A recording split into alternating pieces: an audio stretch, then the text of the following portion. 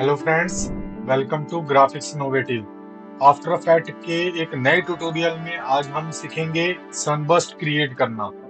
जैसे कि आप मेरी स्क्रीन पे देख रहे होंगे, ये सनबर्स्ट है और इसको हम कैसे किस तरह डिजाइन करते हैं वो आज हम सीखेंगे। ठीक है, आफ्टर इफेक्ट की इस तरह की चीजें हम एनिमेट करेंगे। जो छोटी छोटी चीजें होती हैं जिसे हम डाउनलोड करते हैं, वो चीज हम आफ्टर इफेक्ट के अंदर खुद क्रिएट कर सकते हैं।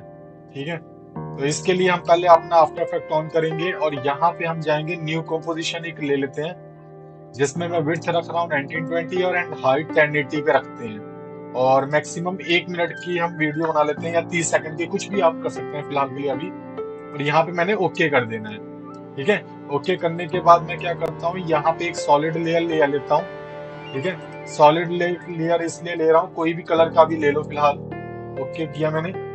सॉलिड कलर लेने के बाद ठीक है, मैं यहाँ पे क्या करता हूँ, इसको प्री कंपोज कर लेता हूँ। प्री कंपोज इसलिए कर रहा हूँ क्योंकि कल यहाँ पे हमने और भी चीजें हम क्या बोलते हैं उसमें रखना है, बैकग्राउंड रखेंगे, जिसमें क्या बोलते हैं उसके ऊपर एनिमेट करके बताऊंगा कि कई बार बना तो लेते हैं बट एनिमेट उस चीज को हैंडल नहीं कर पाते, तो आज वो चीज मैं बताऊंगा। ठीक है, इसको हम क्या करेंगे, यहाँ पे इसको प्री कंपोज कर लेंगे और एक न्यू लेयर कर लेंगे जिसमें हम लिखेंगे सन बर्स्ट। ठीक है, सनबर्स्ट कर रहे हैं। अब ये हमारा एक प्री कंपोज है। प्री कंपोज का मैं एक अलग से भी लेक्चर बनाऊंगा जिसमें आपको हर चीज के बारे में बताऊंगा, लेकिन फिलहाल के लिए अभी हम इसको पहले इस चीज को सिंपल ऐसे ही रखते हैं। अभी पहले सनबर्स्ट कर दिया मैंने। अब यहाँ इस पे कंपोजिशन करने का ये फायदा होता है कि ये हमारी एक अलग सा एक ग्रुप की तरह काम करेगा, स्मार्ट ऑब्जेक्ट की तरह। जैसे कि आपने अगर मेरे फोटोशॉप के लेक्चर में देखा होगा, तो उसमें स्मार्ट ऑब्जेक्ट हम क्रिएट करते थे, जिसमें क्या होता था, मतलब हम जब उस पर डबल क्लिक करते थे तो वो एक न्यू लेयर खुल जाती है। जैसे ये न्यू लेयर ओपन हो गई है हमारी डबल क्लिक करने में, तो यहाँ पे हमारे पास एक न्यू लेयर में आ, जो भी चेंजेस हम यहाँ पे करेंगे वो चीज हमारी चेंजेस यहाँ पे भी दिखेगी। ठीक है, तो मैं ये सनबर्स्ट यहाँ से मैं ये डिलीट कर देता हूँ क्योंकि अब हम इसके कलर की यहाँ जरूरत नहीं है। बस हमने तो जस्ट उसका कंपोजिशन बनाने के लिए हमने ये लेके आए हुए हैं। अब यहाँ पे हम अफेक्ट में जाएंगे और यहाँ पे सर्च मारेंगे सनबर्स्ट के नाम से। तो जैसे ही आप सन लिखते हैं सिर्फ, तो यहाँ पे आता है सनबर्स्ट। आप इसको जस्ट एक ड्रैग करेंगे अपने यहाँ पर, तो आप ड्रैग करेंगे तो डायरेक्ट आप देख सकते हैं कि हमारे पास ये सनबर्स्ट आ चुका है। इवन सनबर्स्ट ये आया ही नहीं है, इसको आप एनिमेट भी कर सकते हैं। अगर आप यहाँ पे अपने यहाँ पे टाइमलाइन पे आने के बाद यहाँ पे अगर स्पेस बार दबाते हैं तो आप देख सकते हैं कि ये एनिमेशन हमारी सनबर्स्ट की चालू हो गई है। ठीक है, बस वन क्लिक में जस्ट सनबर्स्ट हमारा क्रिएट हो गया है। अब क्या करना है, अब हमें एक चीज की प्रॉपर्टीज का थोड़ा ध्यान रखना है। ये है हमारे स्लाइडर। आप क्या कर सकते हैं, ये स्लाइडर हमारा जैसे आप चाहते हो बीच में स्पेसिंग वगैरह, तो ये आप ऐसा कुछ कर सकते हो। जिससे क्या होता है, ये हमारा ये चीज जो शार्पनेस में आ रही थी हमारी, ये चीजें शार्पनेस में आ रही थी, आप ये किसी चीज के ऊपर लगा के ऐसे कर सकते हो, जिससे आप फेदरिंग थोड़ी सी सेंटर में से फेदरिंग लेके आ जाता है ये। ठीक है, अगर नहीं चाहिए तो आप नॉर्मल ऐसे रख सकते हैं। नेक्स्ट हमारे यहाँ पे प्रॉपर्टीज आती है रोटेशन। ये क्या होता है, ये स्लाइडर बढ़ा देता है। ठीक है, अब ये भी सेम वही करता है, सिर्फ ये रोटेशन की स्पीड बढ़ाता है ये। ठीक है, इसको भी हम नॉर्मल ऐसे ही रखते हैं।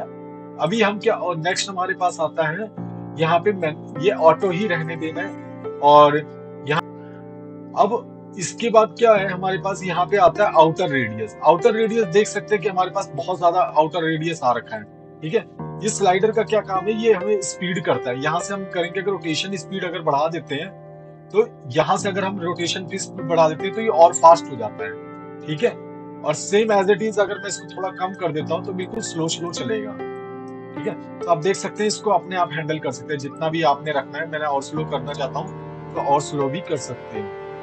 सेम एज इट इज और स्लो इसको करना है तो और भी कर सकते हैं। तो इस तरह से आप इसको मैनेज कर सकते हो अपने अकॉर्डिंग। अब ये देख सकते हैं कि हमारे पास ये इतना बड़ा आ रहा है ये।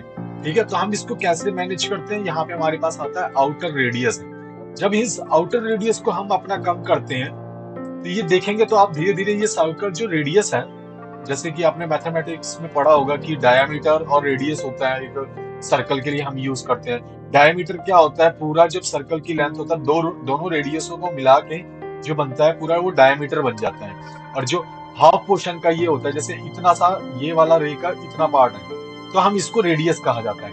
तो उसी अकॉर्डिंग हमारा ये इसकी क्या होता है, इसकी विड्थ हमारी जो होता है वो हम सेट करते हैं, रेडियस मतलब सॉरी, ये इसका जो लाइन की लेंथ है उसको हम एडजस्ट करते हैं। तो यहाँ से हम इसकी और कम कर सकते हैं, ठीक है, जितना आपको चाहिए उतना कर सकते हैं। जैसा जैसे आप करीब लेके आएंगे तो आप देख सकते हैं कि ये हमारे पास और भी आ गया। जैसे कि आपने कोई पर्टिकुलर जैसे कि गॉडेस वगैरह के पीछे देना चाहते हैं तो ये वो चीज भी आप दे सकते हैं। जैसे देख सकते हैं ऐसा दे सकते हैं चक्रा सा, आपने देखा होगा इंडियन वगैरह में अधिकतर चक्रा यूज करते हैं, जो सनबर्स्ट के बैक साइड पे भगवानों के यूज किया जाता है, ठीक है। तो ये वो चीज है।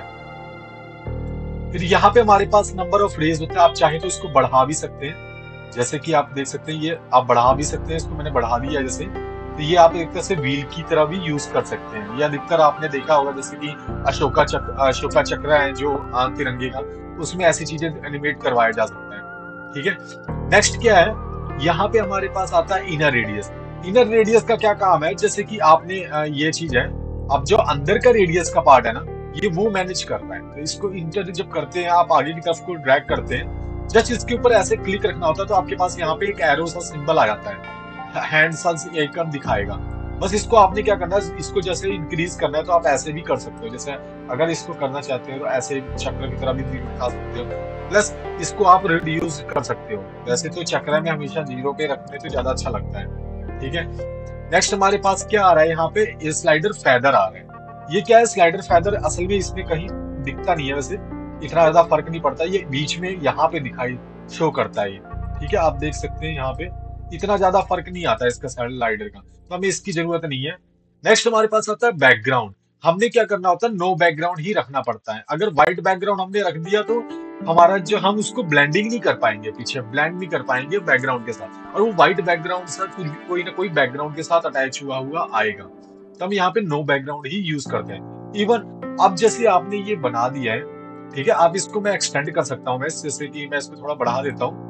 अब इसको हम क्या करेंगे, इसका आउटर रेडियस बढ़ाएंगे पहले, ताकि मेरे को पूरे बैकग्राउंड पे चाहिए, ठीक है। तो मैंने पूरे बैकग्राउंड पे यूज कर लिया। इसके अब क्या है, यहाँ पे आप कलर एडजस्ट कर सकते हो। जैसे ये कलर देख रहे हो ना, ये वाले येलो वाले, आप इसको मैनेज कर सकते हो। आप इसके अलावा और भी कोई कलर का भी आप बना सकते हो, जैसे ये देख सकते हो, ये हमने बना लिया। नेक्स्ट यहाँ पे हम क्या कर सकते हैं, ये व्हाइट चेंज कर सकते हैं। व्हाइट क्या है, इसके बीच का जो पोर्शन होता है जब वो रोटेट कर रहा होता है, बैकग्राउंड कलर है ये हमारा, ठीक है। इसके पीछे बैकग्राउंड, जैसे कि अगर आप यहाँ पे कोई लेयर देखेंगे, यहाँ पे जैसे आ गया हमारे कंपोजिशन से, अगर मैं बाहर निकलता हूँ तो आप देखेंगे, अगर मैं यहाँ पे न्यू पे लेके अगर यहाँ से सॉलिड कलर लेके आता हूँ, तो यहाँ पे मैं सॉलिड कलर में अगर रेड लेके आ जाता हूँ, ठीक है, और इसके ऊपर नीचे ड्रैग करता हूँ, तो आप देखेंगे तो ये हमारे पास कुछ ऐसा आ रहा है, ठीक है, ये देखो, ठीक है। तो ये असल में हमने क्या करना होता है, बस जैसा है वैसे ही रखना है। तो अगर रेड व्हाइट भी हो गया कोई दिक्कत नहीं है। जब ये तब व्हाइट दिखाएगा जब हम इसको अगर विद बैकग्राउंड कर देंगे। तो आप देख सकते हो विद बैकग्राउंड अगर हम एडजस्ट करते हैं तो ये व्हाइट कलर भी आ जाता है ये। तो अगर ये आएगा तो आपने क्या पीछे के जो अगर कोई बैकग्राउंड डाली होगी तो वो आपका विजिबल नहीं होगी, ठीक है, तो उसके साथ ब्लेंडिंग नहीं हो पाएगा। इसलिए हम इसको ऐसा यूज करते हैं। तो हम यहाँ पे हमेशा क्या करते हैं कि यहाँ पे हम इसको नोट बैकग्राउंड कर देते हैं। अगर आपको बैकग्राउंड चाहिए तो लगा सकते हैं, तो ये विद बैकग्राउंड कलर करेंगे, नहीं तो इसको नो बैकग्राउंड पे ही रखेंगे। तो मैं नो बैकग्राउंड पे रखूंगा क्योंकि मुझे बैकग्राउंड में के साथ ब्लेंड करवाना है। तो आप देखेंगे अब ये ऐसा कुछ आ रहा है, ठीक है। अब मैं इसको ब्लेंड करवाने के लिए मैं क्या कर रहा हूँ, मैं इसको थोड़ा सा ना कलर में ब्लैक लेना चाहता हूँ या फिर व्हाइट में ले लेता हूँ, ठीक है। अब मैं यहाँ पे जाऊंगा, अब देखेंगे अब मेरे पास कुछ ऐसा आ रहा है, ठीक है। अब मैं इसको ब्लेंड कैसे करा है, अब देख सकते हैं कि अब ये एनिमेशन यहाँ पर भी हो गया है। ये हमारा कंपोजिशन पार्ट था जिसमें हमने कंपोजिशन किया है, और ये जब हम बाहर आते हैं तो हमारी मेन लेयर आ जाती है जिसपे जो पूरा वर्क इस पे भी सेम चेंजेस इस पे भी वैसा ही आ जाता है जैसे कि मैंने आपको बताया था, ठीक है। अब यहाँ से क्या है, आपको जैसे अगर मैं येलो चूज करना चाहता हूँ तो येलो भी कर सकते हैं।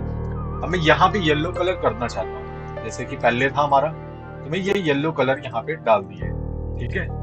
अब येलो कलर हमने डाल दिया। अब हमारा पार्ट आता है ब्लेंडिंग का। ब्लेंडिंग कैसे करते हैं, देखो अब ये ब्लेंडिंग वहां करने की जरूरत नहीं, यहीं से आप कर सकते हैं। यहाँ पे हमारे पास मोड आता है, अगर ये आपके पास ओपन नहीं हुआ है तो ध्यान से देखना, यहाँ पे हमारे पास आइकन आता है, इस पे क्लिक करेंगे तो आपका ये मोड ओपन हो जाएगा।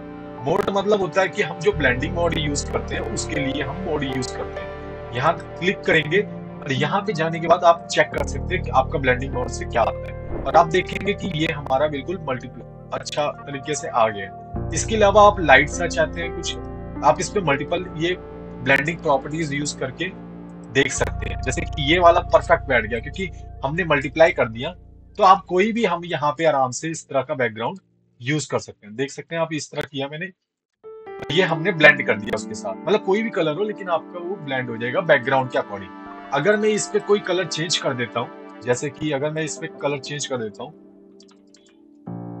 ठीक है, मैंने इस पे ले आके इस पे मैंने कलर चेंज कर दिया, तो अगर इसका कलर चेंज होगा, जैसे कि मैंने इस पे कोई भी कलर चेंज कर रहा हूँ, तो उसी अकॉर्डिंग ये आपका खुद ही ऑटोमेटिक एडजस्ट कर देगा ये उसी कलर के अकॉर्डिंग।